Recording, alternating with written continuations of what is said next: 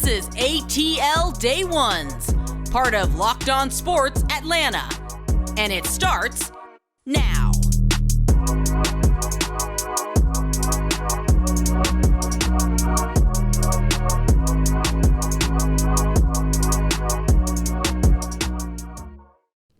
It is ATL Day Ones with Jarvis and Tenitra, part of Locked On Sports Atlanta. T, what is going on? I see you representing with the Hawks hat. I guess I already know what you're ready for tonight, right?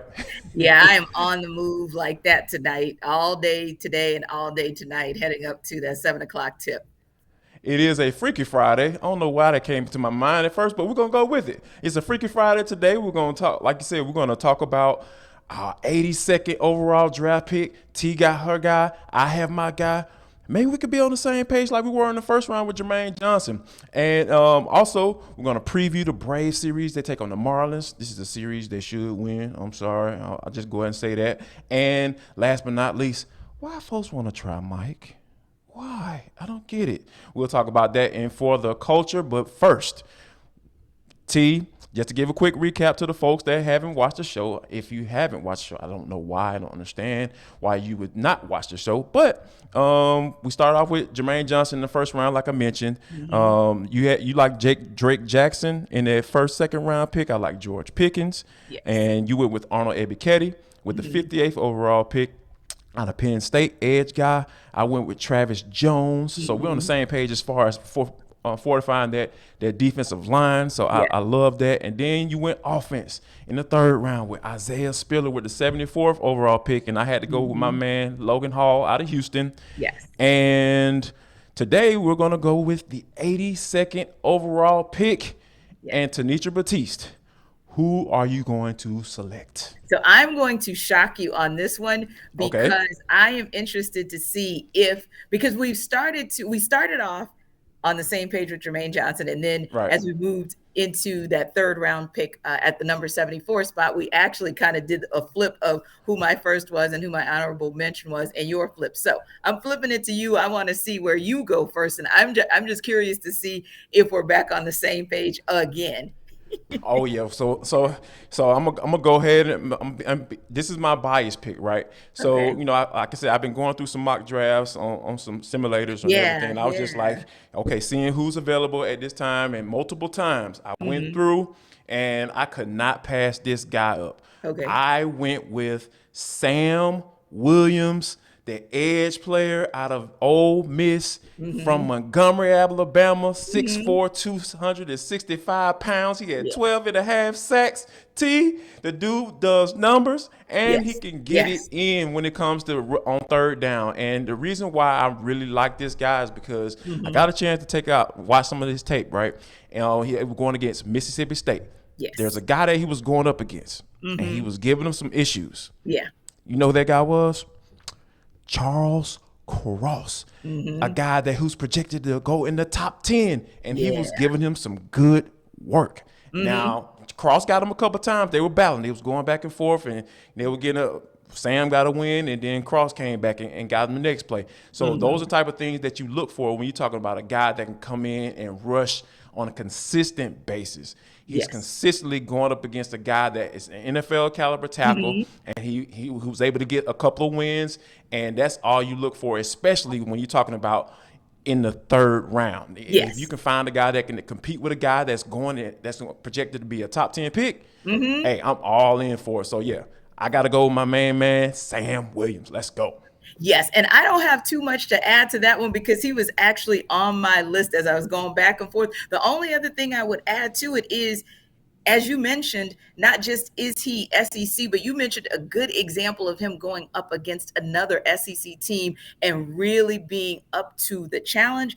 And I think we've seen time and time again, and we may even see again with what we get out of the defensive side of the ball with Rashaan Evans, someone who the Falcons brought on board and even Lorenzo Carter, just to kind of see what they bring defensively. Exactly. Those are guys who have seen play in the SEC, and hopefully that'll pay dividends for the Falcons. I believe, just to add to what you said, that potentially will put Sam in position as well to be able to have an immediate impact, because we know that you put the nail on the head with one word. That's the only other thing I want to share, which is numbers. The Falcons don't have numbers by any stretch of the imagination, whether you are talking about actual sacks or if you're talking about affecting the quarterback. So anyone that can produce numbers in the SEC, I'm here for it. So yeah, we are locked Yeah, in yeah, and I like agreeing. it. Yeah. We are in agreements. So we can go ahead and do the benediction right now. Let's go Yep. about our way. We're done here. Yeah. Right. You know what? I'll say this too. I didn't really have a hell no for the third round because I feel like as we're edging towards the later rounds, I'm pretty comfortable about that. And if I want to add just one more thing, one of the reasons I'm not really in a hell no state of mind with this pick number 82 is because this could be where we start seeing some packaging, if you will, for the Falcons. So I also thought about that, like, yeah, if they go ahead and use this as a part of a package deal, I'd be okay with that too.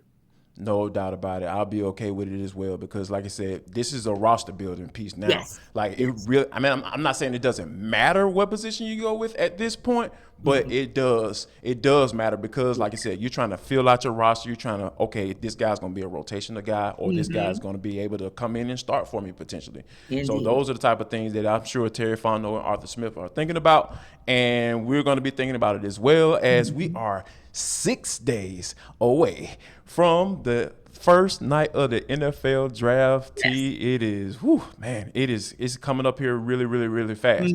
All right, what else is coming up fast? The Atlanta Braves, they're back after an off day. They went 14 straight days without a break. So it was definitely something that the Braves probably needed at this point. They're 6-8 currently right now, and they are third in the division. If that matters to you at this point, Kyle Wright is going to be on the mound. We know what Kyle Wright has been doing as of late. Trevor Rogers, the Marlins going to run Trevor Rogers out there, and we're going to see what they're going to be able to do tonight. And I don't know about you, T, but I am expecting them to get a dub tonight and go and start to get this thing turned around. Yeah, we hope so. We certainly hope so because they have shown, unfortunately, the Braves have shown that they haven't necessarily won against the teams that they're supposed to win against. So it'll be interesting to see. But then again, they got a win against the Dodgers. So there's that to pull a positive away from the road trip. Yes, I'm excited. Not only that they're back home, but also that maybe they get a little, and I'm going to use this term loosely, but a little target practice against the Marlins. And I love that Kyle Wright is getting the start to kind of set the tone, because when we talk about someone who literally has a 1.64 ERA and has really just been impressive, not just in his first outing, but if we take it all the way back to spring training, starting to show us what he was able to do. I am excited about that. I will have, and this will be like a side eye because, of course, you all know I'm at Hawks tonight. Right. But I'll have a side eye to see what the bottom of the order is going to do tonight. Now, I say that, and I also want to just say Eddie Rosario, of course, is someone that we're really keeping an eye on. But Dansby Swanson, it's a slow grind with him. He's one of those that, sometimes he comes out of the gates really slowly, and then when he picks up steam, he really does. But at least if he can continue to give the Braves what he's given them on defense so far with the defensive gem, even in the last game against the Dodgers, then that excites me, because if you recall, first couple games, it looked like there really wasn't synergy, chemistry, communication in the outfield and even the infield. So just looking at everything that they're doing on defense, if Dansby Swanson can continue to set the tone there, then at least I'm comfortable until his offensive game catches up. And I think like Dansby is a guy that I think he's trying to get into that leadership space, right? Yes. Being that guy to be able to be willing to say certain things or speak on certain things that most guys probably want to kind of shy away from. Yes. So I think that once he sets the tone defensively, because we know what he is defensively, like right there, he's a all-star caliber player defensively. And if he's playing at that level, of course, I believe that people are going to follow. And if he gets start making some plays defensively, hopefully he can get started to transfer at the plate, like you mentioned. And I think that, the Braves will be fine if they start to get those bats going and start raking, because like they said, they have the pieces. It's not like they need to go out and go get somebody.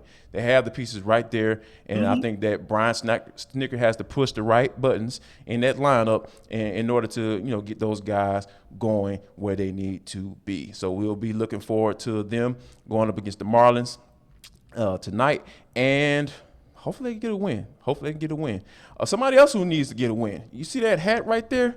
You see that little Pac-Man symbol on top of Tenitra's head? We're going to take a deep old dive into what the Hawks need to do in order to get a win tonight. That's next on ATL Day Ones with Jarvis and Tenitra on Locked On Sports Atlanta.